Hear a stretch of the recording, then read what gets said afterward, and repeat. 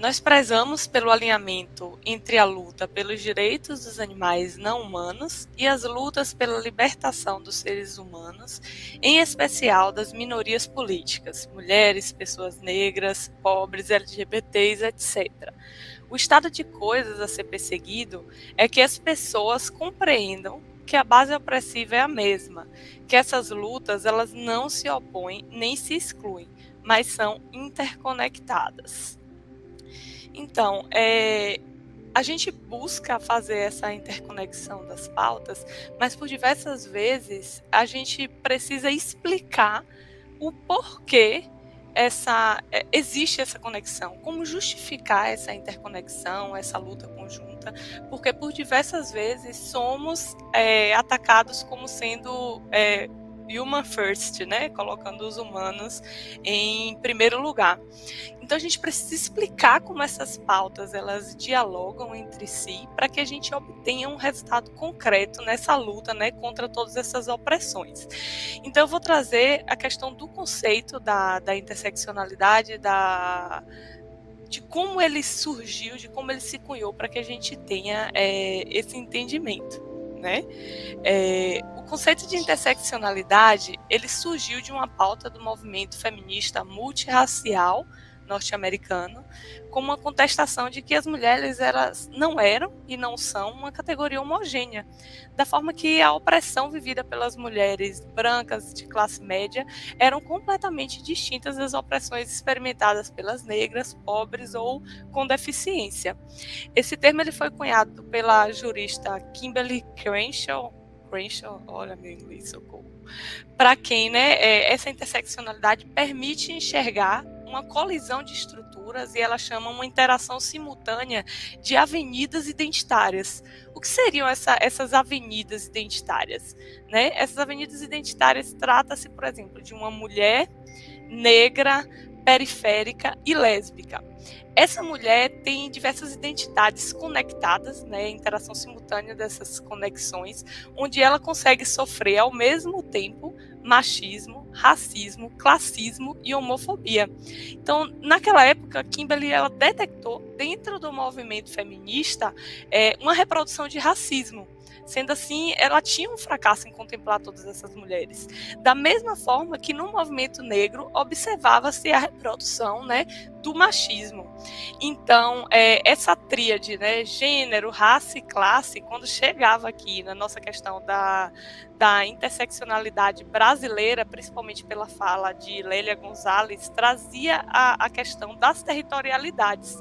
Né? A Lélia ela usava o termo amefricanidade e ela debatia uma dimensão única desse feminismo interseccional afrodiaspórico, né, do sul mundial acerca de colonização e decolonialidade, como o Rafa trouxe, e escravização. Então vai entrando diversas pautas nessa comunicação das opressões, da forma que a gente entende que essas interseccionalidades sustentam esse conceito de que as opressões dentro da sociedade elas não agem de forma independente umas das outras, elas se intercalam. Né? A própria Kimberly Crenshaw ela trouxe uma questão sobre uma inseparabilidade estrutural. Nesse termo estrutural, a gente tem ouvido muito de como essas opressões elas estão na estrutura da nossa sociedade e que existe essa inseparabilidade estrutural entre racismo, capitalismo e cis-heteropatriarcado. Então, se existe essa inseparabilidade, como que a gente consegue lutar as causas de forma isoladas? Né? Ampliando esse conceito, né, surgiu o ecofeminismo, da qual a gente se baseou, né, para trazer um método sobre os princípios da ética animal espírita. Então, o ecofeminismo ele trazia para esse discurso interseccional um novo sujeito, que era a natureza e o meio ambiente.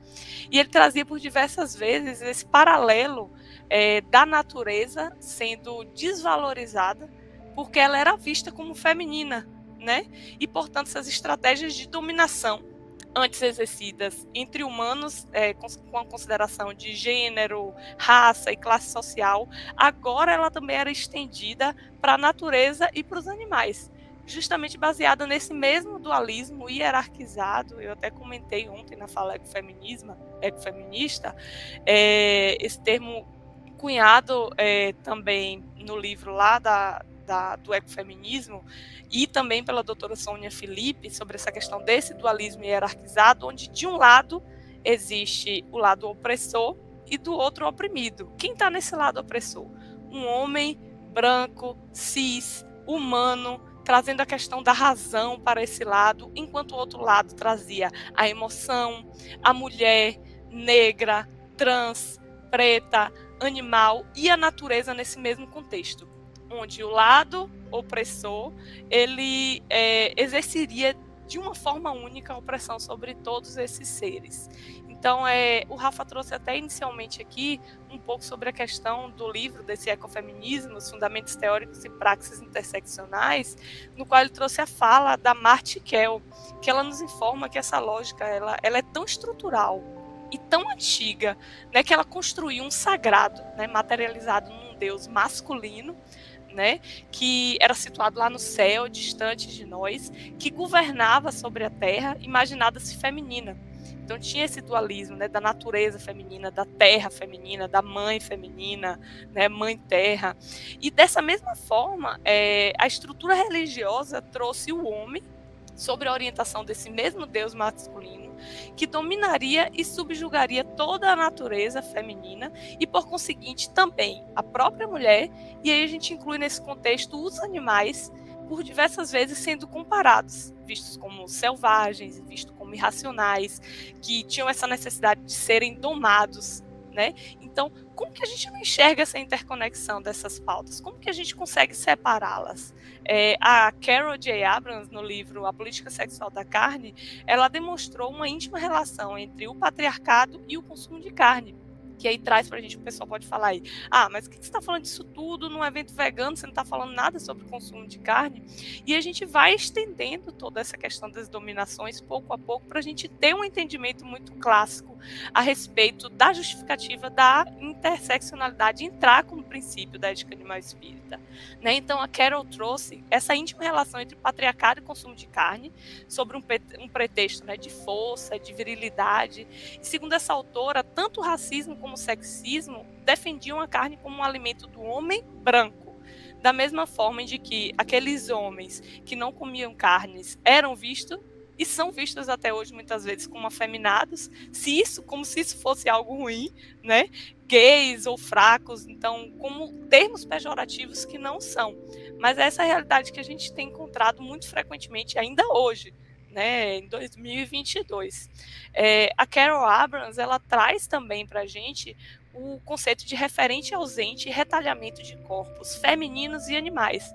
Quando a gente vê, por exemplo, uma propaganda no marketing televisivo de uma cerveja, onde pega só um seio feminino, uma bunda, mulheres sempre de biquíni, isso é um retalhamento do corpo feminino, para a gente enxergar aquela entidade individual apenas como partes. Da mesma forma, esse retalhamento e esse referente ausente também é transferido para os animais. O que é que as pessoas que comem carne comem? Né? Peito de frango, coxa, o bacon.